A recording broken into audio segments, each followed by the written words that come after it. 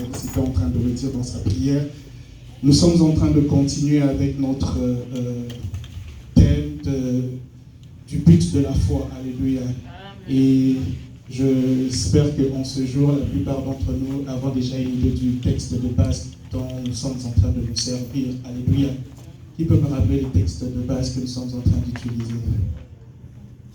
1 Pierre 1. Alléluia. 1 Pierre 1 à 9. Alléluia. Mais aujourd'hui, je pense que déjà vous avez eu le temps à la maison, chacun d'entre vous, de lire encore 1 Pierre 1 jusqu'à 9. Aujourd'hui, à cause du temps et que je dois avancer rapidement, je pense que je vais seulement lire le verset 9. Alléluia. 1 Pierre chapitre 1 verset 9. La Bible dit ceci: car vous obtenez votre salut qui est le but de votre foi. Alléluia. Nous allons en prier. Éternel Dieu Tout-Puissant, Dieu de grâce, Dieu de bonté, nous bénissons ton Saint-Nom, nous bénissons ta miséricorde et ta grâce pour le privilège que tu nous fais de pouvoir nous tenir en ce lieu. Père éternel, la Bible dit, c'est poussé par l'Esprit que les hommes ont parlé de ta part. Il est écrit, sans toi, nous ne pouvons rien. Ce n'est ni par la force, ni par la puissance, mais avec ton esprit que nous pouvons quoi que ce soit. D'autant plus que nous sommes là, Seigneur, pour ta grâce, pour préparer ton peuple, Seigneur, pour toi. Nous te prions, Seigneur, ô Dieu, que ton esprit puisse prendre le contrôle de cet exercice, de cet enseignement, et que tes objectifs soient atteints dans la vie de toute personne qui va écouter cet enseignement. Père, nous soumettons toutes choses, toute pensée captive à l'obéissance de Christ, et que tout soit sous ton contrôle. Au nom de Jésus, Amen. Amen. Alléluia. Amen. Que le nom du Seigneur soit béni. Alléluia.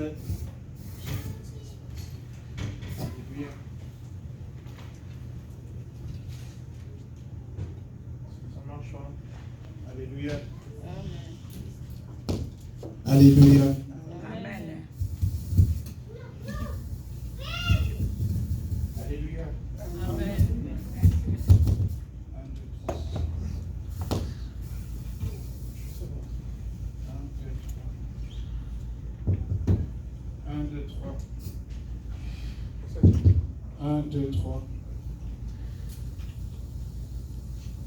Alléluia. Ok. Yeah. Je suis en train de dire, comme nous avons commencé la fois passée, nous étions en train déjà d'avancer et nous avions essayé de discuter sur le but de la foi. Nous avons parlé dernièrement de la nécessité de comprendre que la foi pouvait nous aider à obtenir des promesses liées à la vie ici-bas sur terre, mais en même temps, elle avait un objectif principal, elle avait un but, ce dont l'apôtre Pierre est en train de parler dans 1 Pierre chapitre 1 au verset 9, comme nous l'avons lu. La foi peut nous être utile à bien de choses, mais elle a un point central dont j'étais en train de parler la fois passée avec l'exemple du football que j'avais donné. On peut faire plusieurs types d'exercices, plusieurs acrobaties, faire des dribbles, faire des passes exceptionnelles sur un terrain de football. Mais si la finalité, on n'arrive pas à marquer, à envoyer le ballon dans le filet, ça ne sert à rien. On perd le match. Alléluia. Et c'est ça aussi avec la foi. On peut par la foi accéder à des promesses excellentes, à des promesses qui dépassent notre entendement, à des promesses qui entrer à des choses pour notre élévation, pour notre succès, pour notre vie, une vie décente ici-bas sur terre. Mais si notre foi ne nous aide pas à la finalité, c'est-à-dire accéder au ciel, notre foi n'aura servi à rien. Amen. C'est ce que l'apôtre Paul est en train de dire, afin que vous puissiez accéder au salut, qui est le but de la foi. Et j'insistais aussi sur le fait que le salut est un processus. Alléluia. Quand nous recevons Jésus, nous commençons le processus du salut. Mais la finalité du salut sera lorsque Jésus reviendra et qu'il nous emmènera avec lui au ciel. Amen. Nous étions en train de parler de cela et aujourd'hui je voudrais continuer avec le texte de Hébreux 11 sur lequel on était en train de discuter le dimanche dernier avant que nous puissions nous arrêter. Dans Hébreux 11, Hébreux 11, à partir du verset, je peux prendre à partir du verset 6, parce que c'est à ce point-là qu'on s'était arrêté la fois passée. Hébreux chapitre 11, à partir du verset 6. Or, sans la foi, il est impossible d'être agréable à Dieu, car il faut que celui qui s'approche de Dieu croit qu'il existe et qu'il récompense ceux qui le cherchent. Verset 7. Par la foi, Noé a construit un bateau pour sauver sa famille. Il avait pris au sérieux la révélation qu'il avait reçue au sujet d'un événement qu'on ne voyait pas encore. En agissant ainsi, il a condamné le monde. Et Dieu lui a accordé d'être déclaré juste en raison de sa foi. Alléluia. Il a posé un acte qui avait trait au salut de sa famille. N'est-ce pas? Et à cause de cela, Dieu l'a déclaré juste en raison de sa foi. Cette foi qui l'a aidé à croire que l'acte qu'il posait pouvait le sauver. Alléluia. C'est à cause de cela que Noé a été déclaré juste, parce qu'il a cru à un acte, à un événement qu'il ne voyait pas, mais l'événement justement avait trait au salut. Et c'est ainsi que la Bible dit qu'il a été déclaré juste. Alors cela me permet de dire une chose sur laquelle nous avons discuté ce matin. La foi a des implications sur notre comportement. Amen. La foi nous impose des attitudes. La foi nous impose un caractère. La foi nous impose des actes. La foi nous impose des gestes. Quand on lit Hébreux chapitre 11, tout le chapitre, vous verrez, on parle de plusieurs personnes qui, à cause de la foi, ont été contraints ou appelés à faire ceci ou cela. Alléluia. Ils ont été contraints ou appelés à faire certaines choses à cause de la foi à la parole qui leur avait été dite. On voit l'exemple de Noé, par exemple, dont il est parlé là dans le verset 7. À cause de la parole qui lui a été dite, il a été poussé à construire une arche pour sauver sa famille. Amen. Amen. Quand tu reçois une parole de foi, il est important d'y attacher des actes. Il est important que des actes puissent accompagner cet acte de foi. Alléluia. Amen. Et seul ceux dont la vie est basée sur une expérience, sur une espérance vivante, qui s'attendent au retour de Christ, peuvent s'aligner dans ce comportement de mettre leur vie en ordre, d'attacher des actes à la foi qu'ils ont. Alléluia. Amen. Il faut avoir une espérance, une certaine espérance pour pouvoir croire que les actes que tu poses s'accordent avec la foi que tu as. Amen. Alléluia. Amen. C'est très important. Et si tu ne sais pas accorder les actes que tu fais à la foi que tu professes, ça ne marche pas, ça ne marchera pas. Alléluia. Et l'apôtre Paul, lorsqu'il est en train de parler de ça, dans Romains chapitre, lorsqu'il parle au Romains chapitre 12, les 2 premiers versets, c'est un verset que ceux qui ont un peu des années dans la foi doivent connaître par cœur. Romains chapitre 12, versets 1 et 2. Romains 12, 1 et 2. Je peux lire. 1. Romains chapitre 12, versets 1 et 2. Je vous exhorte, 1. donc, frères, par les compassions de Dieu, à offrir vos corps comme un sacrifice vivant, saint, agréable à Dieu. Amen. Amen. Car ce sera là de votre part un culte raisonnable, un culte que Dieu agrée. Je vous exhorte donc, frères, par les compassions de Dieu, à offrir vos corps en sacrifice vivant, saint et agréable. Car c'est cela un culte que Dieu agrée. Alléluia. Celui qui n'a pas une espérance vivante ne peut pas mener sa vie en sacrifice vivant. celui qui n'a pas d'espérance vivante au retour de Christ ne peut pas faire de sa vie un sacrifice vivant. Espérance vivante, sacrifice vivant. Les deux vont de pair. Si tu fais l'un sans faire l'autre, tu ne vas nulle part. Il est possible que tu fasses des sacrifices vivants sans avoir la foi en Christ. Et c'est certaines religions que nous avons autour de nous qui ne croient pas en Christ, mais ils sont forts dans les sacrifices, dans les jeûnes. Mais sans donner la vie à Christ. Et cependant, si aussi tu donnes seulement ta vie à Christ sans y conformer des actes, tu ne fais rien. Les deux vont de pair. Alléluia. Ah, il est important pour nous que nous puissions comprendre ces choses. Parce que lorsqu'on parle justement de sacrifices vivants, des sacrifices vivants, il y a un concept, c'est un concept dans lequel il y a aussi beaucoup de choses autour desquelles on peut s'entretenir. Mais je voudrais évoquer 3 éléments lorsqu'on parle de sacrifice vivant, très rapidement sans aller dans les détails. Ça se réfère au sacrifice, à la loi que Dieu avait prescrite à Moïse lorsque le peuple devait faire des sacrifices pour la réconciliation avec Dieu, pour demander pardon. Alléluia. Il y avait 3 espèces d'animaux dont le peuple se servait pour faire des sacrifices. Amen. Il y avait les pigeons, il y avait les brebis, il y avait les taureaux. Ok? Et chacun de ces éléments, chacun de ces animaux exige ou bien requiert un certain niveau de force pour le sacrifier. Amen. Chacun de ces animaux, disais-je, a besoin d'un certain niveau d'effort pour être sacrifié. L'effort dont j'ai besoin pour sacrifier un pigeon n'est pas le même effort que j'ai fourni pour sacrifier un taureau.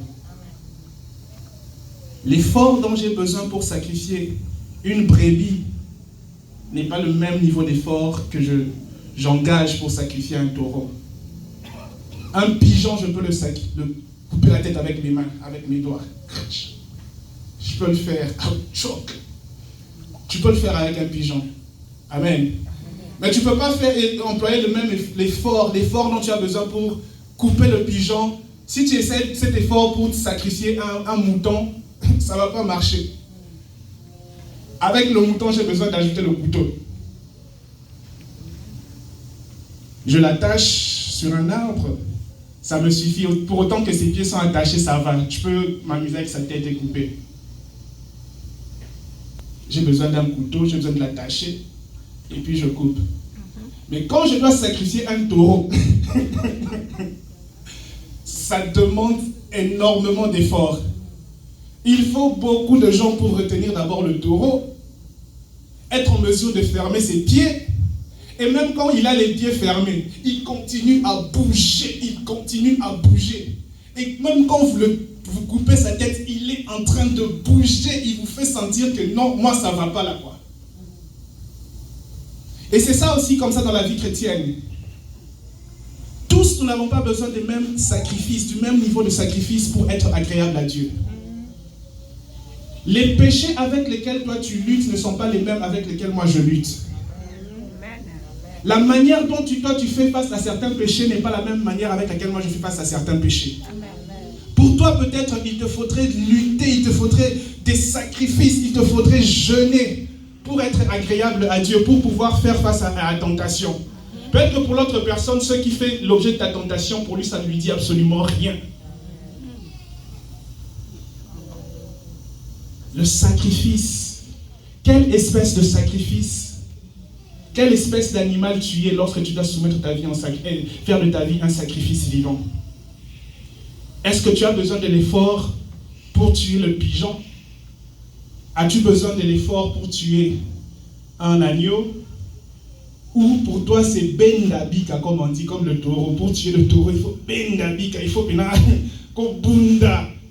Il y a ces péchés pour les comptes avec lesquels tu luttes, tu as fait des efforts, tu te bats, mais ça revient toujours. Donc, il faut absolument un exercice particulier, une discipline très soutenue pour que tu luttes avec ce problème.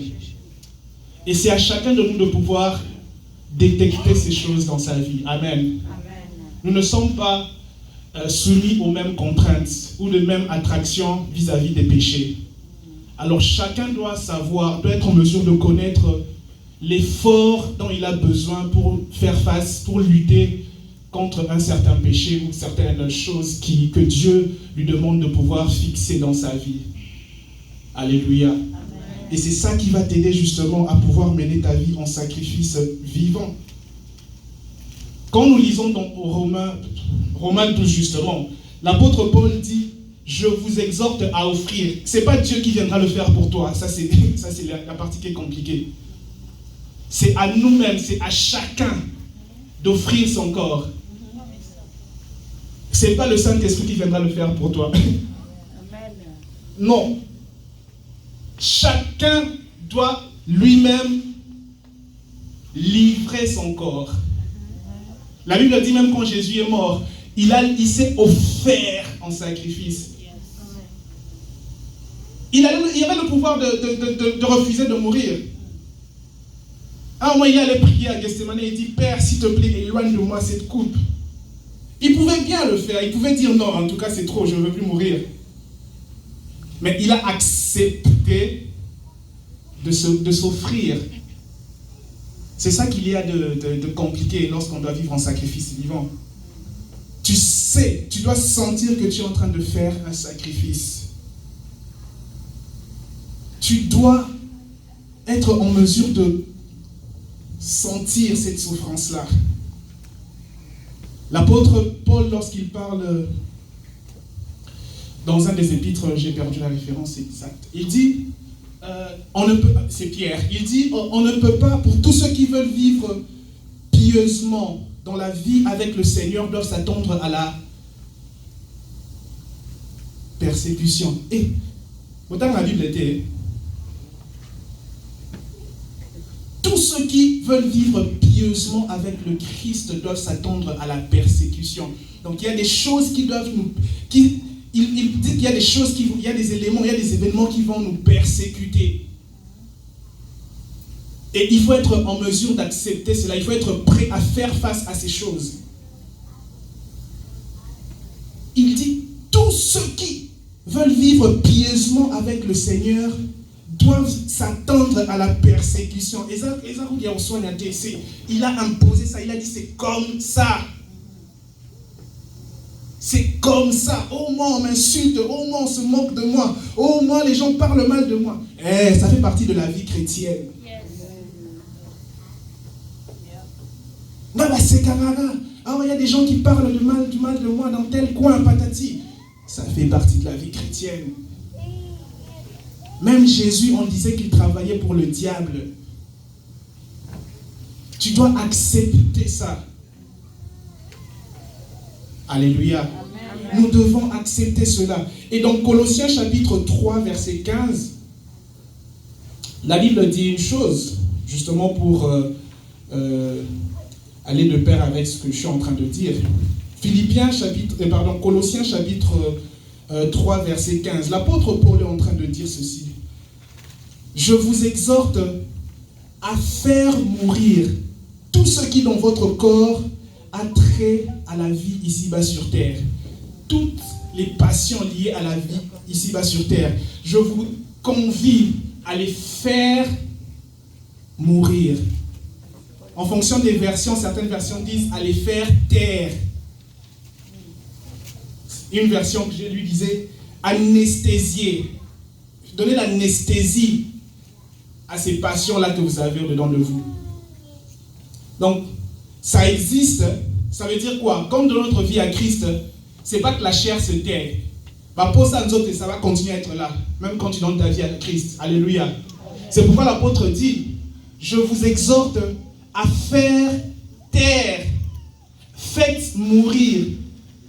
Il n'a pas dit le Christ va le faire pour vous, ou le Saint-Esprit va venir le faire pour vous. C'est à chacun de connaître et d'identifier ce qui l'empêche d'être agréable à Dieu. Et de faire quoi? Le faire mourir, de le faire taire, de l'anesthésier. Il y a un exemple que un pasteur que je connais, le pasteur David, donnait souvent à Kinshasa, il disait un monsieur qui avait été baptisé et tout, et qui croyait que puisqu'il a été baptisé, la vie chrétienne va devenir automatique, il ne sera plus tenté, il n'aura plus des problèmes, etc. Mais il s'est fait qu'avec le temps, après son baptême, il a commencé à continuer à ressentir les événements, les choses comme il était avant, quoi. Mais il ne faisait pas d'efforts pour pouvoir conformer sa vie par rapport à la nouvelle naissance, ok? Alors, en blaguant, quand il rencontre certains des frères, on dit « Qu'est-ce qui s'est passé avec toi ?» Il dit « Ah, malheureusement, le vieil homme savait nager. » Alléluia. Donc, la vieille personne, la vieille nature qu'il était supposé avoir laissée par le baptême, a eu à nager et l'a rattrapé. Et qu'il commençait à vivre, il continue à vivre normalement comme quand il n'était pas baptisé, comme quand il n'avait pas donné sa vie. Alléluia. Mais le problème, c'est que la personne n'a pas compris. Quand tu donnes ta vie à Christ, tu dois te soumettre, t'imposer cette discipline-là, de conformer ta vie chaque jour. Que ta vie soit un sacrifice vivant. Nous devons faire un effort pour que notre vie soit un sacrifice vivant. Alléluia. Amen. C'est notre responsabilité. Le Seigneur ne le fera pas à notre place. C'est pour ça qu'on nous appelle des disciples, parce qu'on doit s'imposer une discipline. Si tu ne sais pas le faire, tu fais faux. Que le Seigneur t'accorde la grâce de pouvoir comprendre cela, afin que tu mènes une vie de foi victorieuse. C'est la prière que je suis en train de faire tout le long de ces temps, alors que nous sommes en train de échanger autour de ce thème. Il y a une chose à laquelle je voudrais nous parler, dont le Seigneur m'a fait part au cours de cette semaine. J'ai beaucoup aimé ce que le Seigneur était en train de me faire comprendre par rapport au but de la foi. Il me dit ceci: le but de la foi, le salut, peut être comparé dans son niveau d'importance avec ce que l'amour est lorsqu'on fait allusion aux dons spirituels. Alléluia. Je veux m'expliquer. Qu'est-ce qu'on dit de l'amour dans 1 Corinthiens 13 ? 1 Corinthiens 13, verset 1. Qui peut m'aider à lire ça ? 1 Corinthiens chapitre 13. On va lire beaucoup de versets aujourd'hui. Hein. Comme on n'a pas encore établi les temps d'études bibliques, ça peut nous servir aussi. Amen. 1 Corinthiens chapitre 13, le premier verset. Quand je parlerai les langues des hommes et des anges, je n'ai pas la charité, je t'aime la leur, des hommes ou une cymbale, Alléluia. 1 Corinthiens chapitre 13, verset 1er. En effet, supposons que je parle les langues des hommes et même celles des anges. Si je n'ai pas l'amour, je ne suis qu'une cymbale qui résonne. Qu'est-ce que l'apôtre Paul fait comprendre? Il dit, vous pouvez recevoir des dons de Dieu, les dons de l'esprit, des dons extraordinaires. Vous pouvez parler en langue. Vous pouvez faire tout ce que vous voulez par l'Esprit de Dieu. Mais si le socle n'est pas l'amour, si l'amour n'est pas là, les dons que vous manifestez, vous exercez ne servent à rien. Et c'est comme ça aussi avec la finalité de la foi. Tu peux accéder à des promesses liées à la vie ici-bas sur terre. Mais si la finalité ne te permet pas d'accéder au ciel lorsque Jésus reviendra, tes actes sont vains, ta foi n'aura servi à rien. Et c'est pourquoi je suis en train de dire, le but de la foi a le même degré d'importance que l'amour quand il s'agit de l'exercice des dons spirituels. Parce que si j'exerce des dons spirituels sans avoir l'amour, ça ne sert à rien. Et de même, je peux accéder à des promesses par la foi, mais si ma foi ne me permet pas d'accéder au ciel, elle n'aura servi à rien. Et cela me permet de faire une transition en disant, il y a un lien entre la foi et l'amour. Alléluia. Amen. Il y a un lien entre la foi et l'amour. C'est celui qui a l'amour qui peut accepter, qui peut développer la foi. J'explique. La Bible dit ceci. C'est par la grâce que nous sommes sauvés.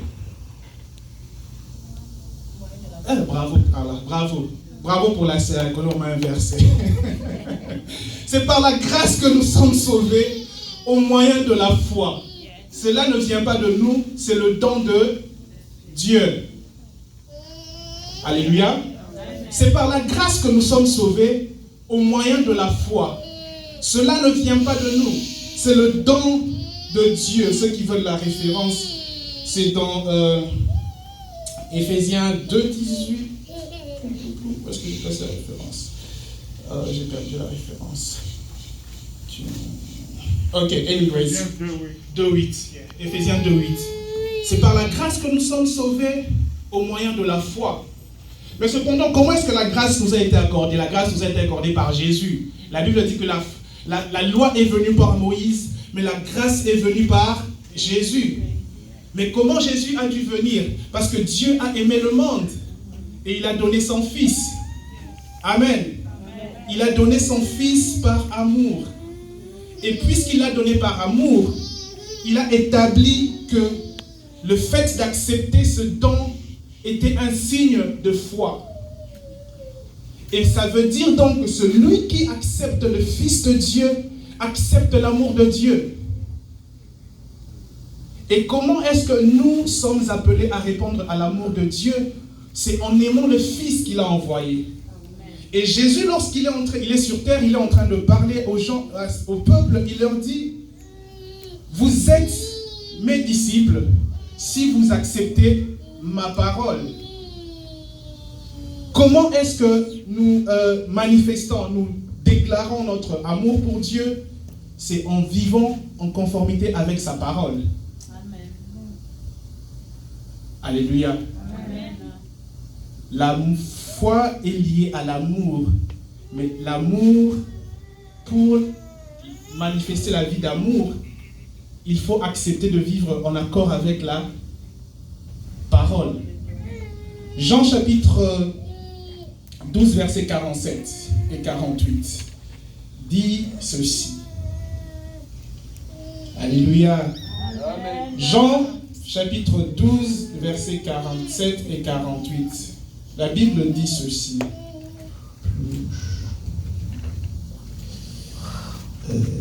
47. Si quelqu'un entend ce que je dis, mais ne met pas en pratique, ce n'est pas moi qui le jugerai, car ce n'est pas pour juger le monde que je suis venu, c'est pour le sauver. 48. Celui qui me méprise et ne tient pas compte de ses paroles a déjà son jugement. C'est cette parole que j'ai prononcée, elle les jugera au dernier jour. Amen. Alléluia. Amen. Donc si tu acceptes Jésus, si tu acceptes que Jésus est la source du salut, tu as l'obligation de vivre en accord avec la parole qu'il a laissée pour nous. Amen. Et même Jésus, lorsqu'il est en train de parler aux disciples avant son enlèvement, avant son départ dans Jean 11, lorsqu'il parle, il dit si vous m'aimez, vous garderez ma parole. Alléluia. Il est en train de préparer l'église mentalement, les disciples mentalement par rapport au fait qu'il va s'en aller. Et il leur donne des instructions. Et il leur dit, si vous m'aimez, si vous voulez, si effectivement vous avez cette expérience que je reviendrai vous chercher, alors faites quoi? Gardez ma parole. Il est impossible de prétendre avoir une espérance vivante sans vivre conformément à la parole de Dieu. Celui qui développe l'espérance vivante s'attache à la parole de Dieu. Alléluia. Amen. Tu ne peux pas dire que tu as une espérance vivante si tu ne fais pas attention aux prescriptions de la parole de Dieu, si tu ne mets pas ta vie en ordre par rapport à la parole de Dieu. Il est important et impérieux pour celui qui se dit avoir de l'espérance vivante, s'attendre au retour de Christ, qu'il ne puisse pas mener sa vie en accord avec la parole de Dieu. Alléluia. C'est important, c'est vraiment crucial. Alors, la foi, comme on est en train de l'évoquer, d'où vient justement la foi? La foi vient... C'est ce qu'on entend. Et ce qu'on entend? La parole de Dieu. Référence biblique. Bravo pour Pasteur Aristote. Oh, bon, j'ai dit bravo. Oh, vous connaissez des versets comme ça, mais vous n'avez pas de référence. Étude biblique, méditation. Romains 10, 17. La foi vient de ce qu'on entend et ce qu'on entend vient de la parole de Dieu. Comment est-ce que tu veux avoir une vie de foi si tu ne t'attaches pas, si tu ne te donnes pas à l'exercice de la lecture, de la méditation de la parole de Dieu? Ça va de pair. La foi vient de ce qu'on entend.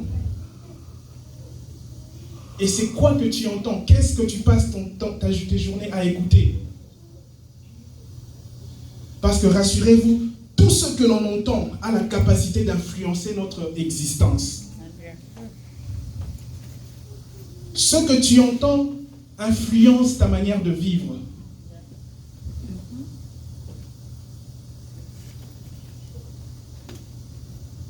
Il est donc important pour nous de savoir comment gérer nos oreilles, ce que nous entendons. Parce que les parents ont la capacité de produire quelque chose, de produire d'avoir un résultat, une influence sur nous. Dieu veut sauver le monde, il veut envoyer Jésus. Il envoie un ange parler à Marie. Il lui donne une parole. Je te salue Marie, pleine de grâce, le Seigneur est sur toi. Une grâce est sur toi. Tu vas donner naissance à un enfant. Comment cela se fera-t-il? L'Esprit du Seigneur descendra sur toi. Ok, elle accepte. À partir de quel moment elle a écouté? Elle a commencé à développer la grossesse. Lorsque l'ange lui a dit, tu vas enfanter un enfant. Elle a écouté. La semence a commencé. La parole que Dieu déclare sur ta vie a la capacité d'influencer, de générer quelque chose de positif dans ta vie. Et de même, les choses négatives que tu écoutes peuvent aussi influencer négativement ta vie, peuvent occasionner la naissance de mauvaises choses dans ta vie. Et c'est pourquoi il est important de savoir sélectionner ce que nous écoutons. Parce qu'en fonction de notre vie aura sa direction. La vie et la mort sont par de la langue. Celui qui en mange, en exerce, en jouira des fruits. Qu'est-ce que tu laisses influencer tes oreilles? À quoi est-ce que tu donnes accès à tes oreilles? Ou qu'est-ce qui a accès à tes oreilles, allais-je dire? Il est important pour nous donc de veiller sur notre oreille. Comment est-ce que nous gérons nos oreilles? J'aime quelque chose dans Ézéchiel chapitre 2, versets 1 et 2. Dieu est en train de parler à Ézéchiel. Il est fatigué. Il était dans un temps, une période assez difficile, et il était extrêmement fatigué lorsqu'on parle au chapitre 2 d'Ézéchiel. Et Dieu l'emmène dans des endroits qu'il a du mal à comprendre. Et l'exercice auquel Dieu le soumet l'avait tellement fatigué. Et il s'est endormi. Alors Dieu l'appelle, il dit, Ézéchiel, je veux te parler. Dieu voit qu'il est fatigué. Alors, pendant que Dieu lui parle, il dit, Ézéchiel chapitre 2, à partir du verset 1.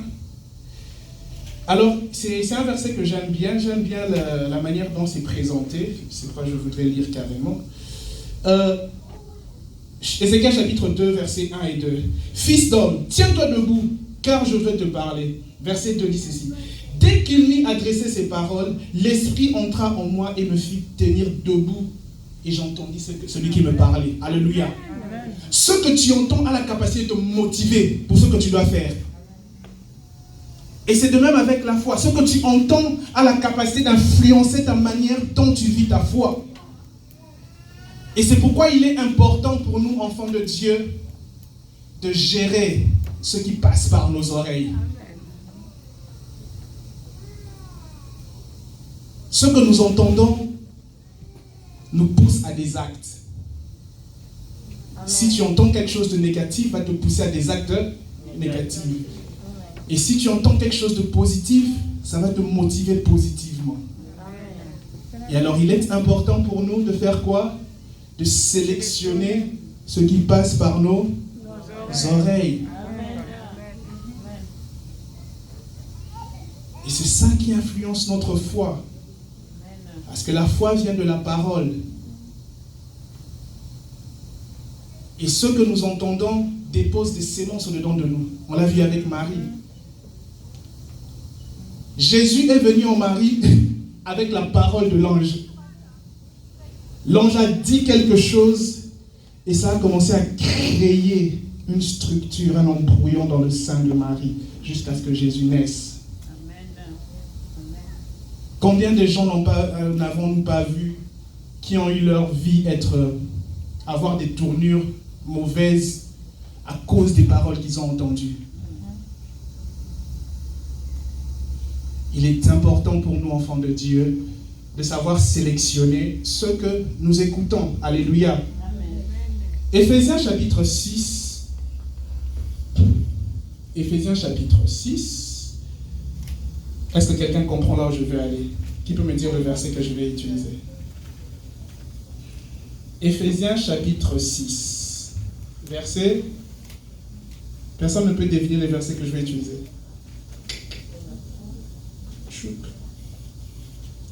Éphésiens chapitre 6 à partir du verset 13. Disons le verset 13, je vais sauter et puis je vais lire 16 et 17. La Bible dit ceci, Éphésiens chapitre 6, verset 13. C'est pourquoi endossez l'armure que Dieu donne afin de pouvoir résister aux mauvais jours et tenir jusqu'au bout après avoir fait tout ce qui était possible. Pourquoi? Il dit, ça veut dire qu'il y a certaines personnes, il y a certaines fois, même après avoir fait tout, tu ne peux plus être en mesure de tenir. Alléluia. Il est possible qu'après avoir fait toutes choses dans ta vie, que tu arrives à bout et que tu ne sois plus en mesure de tenir. Alors il fait une recommandation. Revêtez-vous de l'armure de Dieu pour être en mesure de tenir après avoir fait tout ce qui était possible. Alléluia. Revêtez-vous de l'armure de Dieu pour pouvoir tenir jusqu'au bout après avoir fait tout ce qui était possible. Parce qu'il est effectivement possible, comme je dis, je me répète malheureusement, qu'après avoir consenti toutes sortes de sacrifices, que tu te sentes un peu limité et que tu sois au bout. Mais pour te prévenir, pour empêcher que cela t'arrive, il dit quoi? Revêtez-vous de l'armure de Dieu. Elle a la capacité de vous préserver. Amen. Et quand on va au verset, il cite différentes armures, mais moi ce qui m'intéresse c'est à partir du verset 16.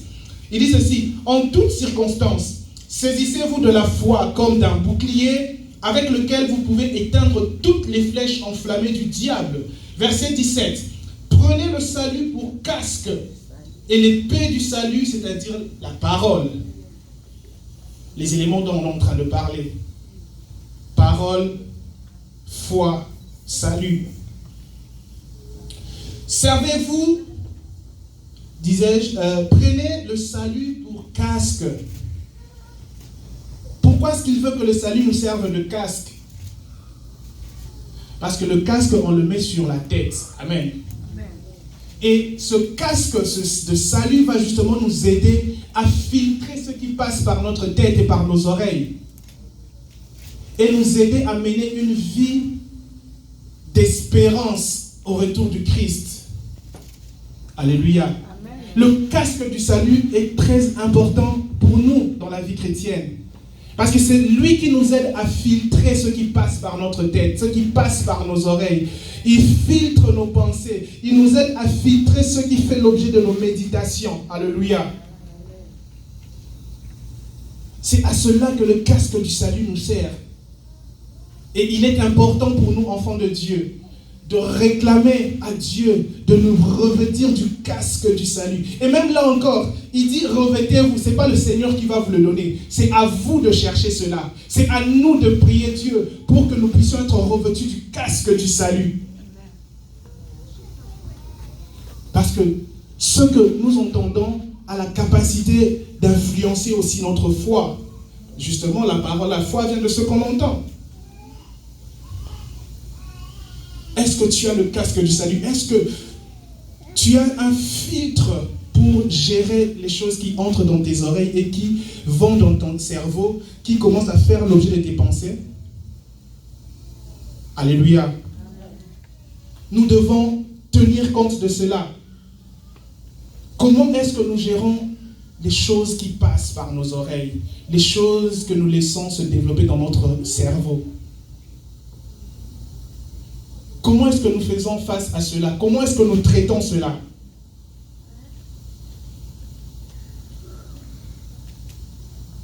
Lorsqu'il parle aux Philippiens, il dit que tout ce qui est bon, tout ce qui est honorable, tout ce qui est digne d'approbation fasse l'objet de vos pensées. C'est à nous de faire la sélection dans nos pensées. Qu'est-ce que nous laissons entrer dans nos pensées? Qu'est-ce que nous digérons dans nos pensées? Qu'est-ce qui fait l'objet de nos méditations journalières? Qu'est-ce qui fait l'objet de nos pensées? Parce que telles sont les pensées de l'homme, tel il est, dit la Bible. Et tu fais cette sélection avec le casque du salut. Le casque du salut qui a un soubassement sur la parole de Dieu. Donc justement, la parole de Dieu t'aide à filtrer ce sur quoi tu peux méditer dans ta tête, ce que tu peux laisser tes oreilles écouter.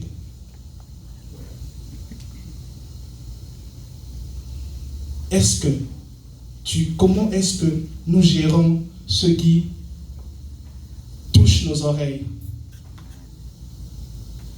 Les oreilles ont une fonction très importante dans la vie de l'homme. Alléluia. Amen. J'ai eu l'opportunité de faire mes cours d'anglais quand je suis arrivé dans un collège. Et le professeur que j'avais, au début, à l'époque, je trouvais ça un peu ennuyant, mais j'avais fini par apprendre quelque chose que j'aime jusqu'aujourd'hui. On utilisait un livre de science pour apprendre l'anglais. C'était compliqué, je me perdais de temps en temps, mais avec la grâce de Dieu, on y est parvenu. Et le livre qu'il utilisait parlait du développement du cerveau. Et dans un des chapitres, on parlait de le internal clock, comment est-ce que notre cerveau fonctionne, le fonctionnement chronométré de notre cerveau. Comment est-ce que notre cerveau gère notre réveil, notre heure de dormir, notre heure de se lever. C'est géré dans le cerveau. Vous n'avez pas idée de comment ça fonctionne. C'est fascinant. Alors, il disait ceci. La science dit ceci. Le réveil de l'homme se gère par ses oreilles. Vous n'avez peut-être jamais tiré attention. Tu commences à dormir à partir du moment où tes oreilles ne captent plus de son. Ah, vous vous rendez compte, hein? Tant que tes oreilles continuent à écouter, tu ne dors pas encore.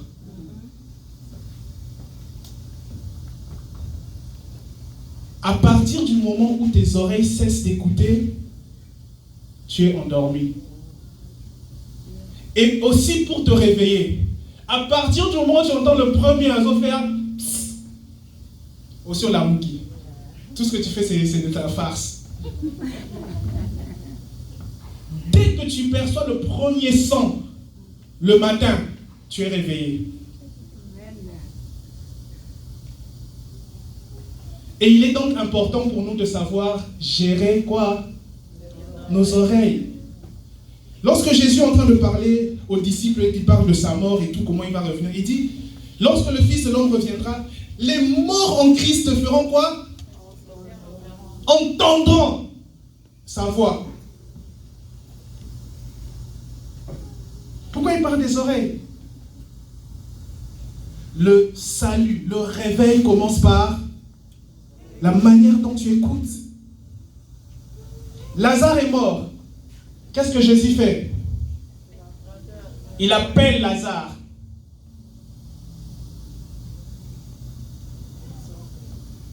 Sors!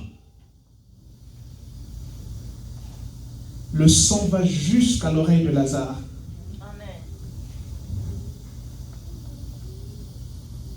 L'oreille joue un rôle capital dans l'existence de l'homme. C'est pourquoi il est important pour nous de savoir gérer ce qui passe par notre oreille. Et même le réveil de l'Église est fonction de comment est-ce que les gens commencent à écouter. Il est écrit que chacun de vous prenne garde à la manière dont il écoute.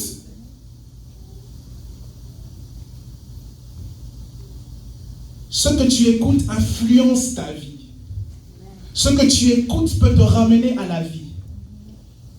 Les choses mortes de ta vie peuvent revenir à la vie avec une parole qui leur est adressée. Même le soleil a des oreilles. Gédéon a parlé aux oreilles, au soleil. Soleil, arrête-toi sur Gabaon. Le soleil a écouté. Il s'est arrêté. Et le tournant de la vie des Israélites a fait quoi? A changé. Ils ont eu la victoire sur leurs ennemis. Tout ce qui existe a des oreilles. Mais comment est-ce que tu gères ton oreille? Le vent a des oreilles. Jésus est avec les disciples dans la barque, il est en train de dormir. La tempête se lève. Il parle. La tempête écoute. Et elle se calme.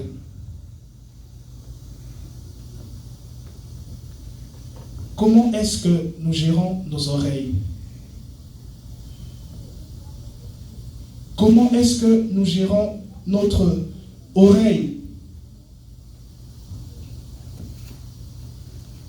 Ton oreille peut déterminer ton heure de dormir ou le moment où tu t'es réveillé. C'est l'oreille qui gère cela. Église du Seigneur, il est important de gérer notre oreille.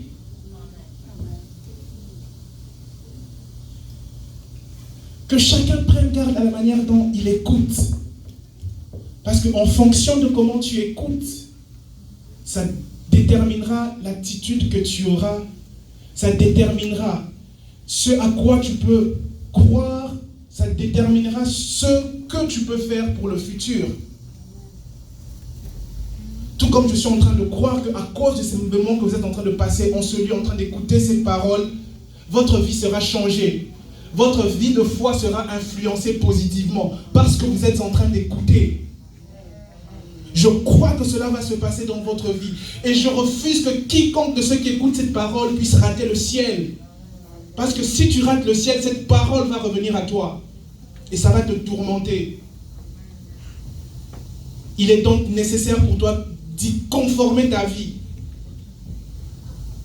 Je n'ai pas envie de passer cet enseignement en train de citer les péchés des gens. Non, ce n'est pas ça mon but. Tu as le Saint-Esprit. À chacun de vous, le Saint-Esprit dit des choses et il pointe ceux qui ne marchent pas, ceux qui ne cadrent pas avec la volonté de Dieu. Tu écoutes, mais comment est-ce que tu mets en pratique? Comment est-ce que tu y conformes ta vie? Alléluia. Nous sommes en train de finir pour aujourd'hui. Je veux que tu prennes le temps de penser, de prier par rapport à par cet élément particulier sur lequel le Seigneur a insisté avec toi en ce moment. si je me mets à donner des directives de prière, peut-être que ce n'est pas la direction dans laquelle quelqu'un d'autre voudrait prier. Alléluia. Je vais être correct avec chacun. Prie par rapport à cet aspect que le Seigneur a suscité, a relevé dans ton esprit. Amen. Demande au Saint-Esprit la capacité de t'aider. Si tu as besoin de soumettre, de faire de ta vie une vie de sacrifice, soumets cela à Dieu. Prie par rapport à cela. Dis à Dieu, Seigneur, je veux faire de ma vie une vie de sacrifice, mais cela semble être difficile pour moi. J'ai besoin de ta force. S'il se fait que tu as un problème par rapport aux choses que tu écoutes, tu as besoin du casque du salut, demande à Dieu de te donner le casque, de revêtir le casque du salut. Prie, soumets cela à Dieu. Prends le temps de prier, prends le temps de prier. Nous sommes déjà à la fin. Prends le temps de prier pour toi-même. Qu'est-ce qui t'empêche de mener une vie victorieuse dans la foi? Comment est-ce que tu gères tes oreilles? Quel crédit tu donnes aux choses que tu écoutes? Comment est-ce que tu sélectionnes, tu fais dans ta tête la sélection des éléments qui passent par tes oreilles? Qu'est-ce qui est l'objet de tes pensées, jour et nuit? Sur quoi est-ce que tu passes ton temps à méditer? Quels sont les éléments de tes conversations journalières qui alimentent tes pensées? Prie par rapport à cela. Tu as peut-être besoin de changer les choses que tu écoutes. Tu as peut-être besoin de changer des livres que tu lis. Tu as besoin de changer je ne sais pas quoi. Tu as besoin de changer les éléments qui ont accès à tes oreilles. Ce que tu entends a la capacité de modifier ta vie. Prie par rapport à cela. Le Saint-Esprit est en ce lieu. Dieu est là. Il est là pour t'aider. Il est là pour te rendre parfait, te rendre meilleur. Il ne veut pas que lorsqu'il reviendra justement que tu ne sois pas, tu n'aies pas les critères de ceux qui doivent être enlevés. Prie. Dis au Seigneur, je veux que tu me prépares pour le jour de ton retour. Je veux que tu me prépares par rapport à ton retour. Je veux me rendre saint. La Bible dit, nous sommes de ceux-là qui ont la foi pour être sauvés. Je veux faire partie de ceux qui ont la foi pour être sauvés. Je veux faire partie de ceux qui ont la foi pour être sauvés. J'ai besoin de ta grâce. Soumets ta vie à Dieu. Prends le temps de prier.